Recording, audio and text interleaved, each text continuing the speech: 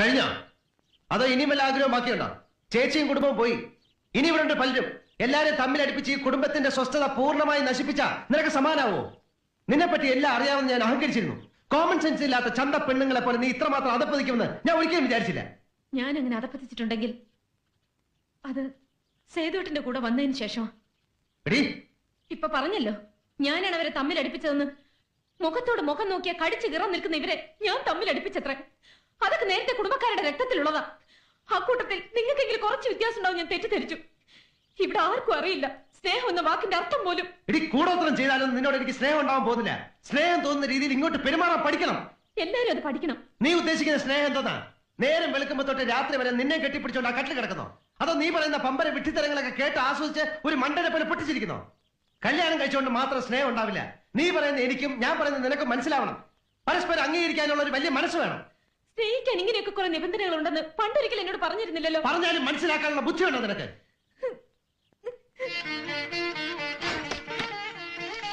ബുദ്ധിയില്ലാത്ത എന്നെ നീ എന്റെ തേനാണ്, പാലാണ്, ചക്രക്കുടാണെന്നൊക്കെ പറഞ്ഞ് പുകഴ്ത്തിരുന്ന നിങ്ങൾക്ക് ഇപ്പൊ ഞാൻ ഒന്നിനും കൊള്ളാത്ത.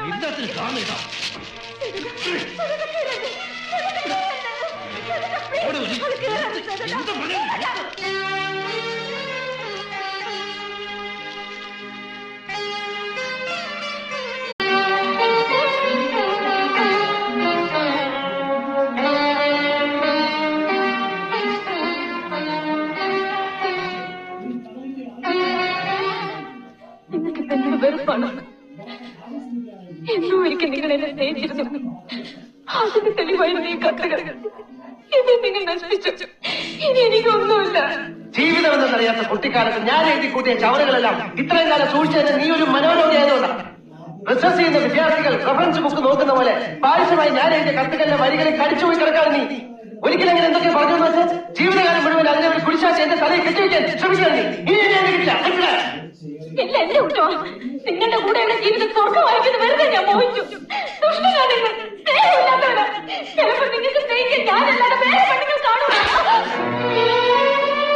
ഇത്ര ചീപ്പാണോ നീ? ഇത്ര വൃത്തിയുടെ മനസ്സാണോ? നിങ്ങൾ എന്നെ തല്ലി. ഇപ്പൊ എല്ലാം പൂർത്തിയായി. ഇനി ഞാൻ ജീവിച്ചിരിക്കില്ല. നീ എവിടെയെങ്കിലും ജീവിക്കും.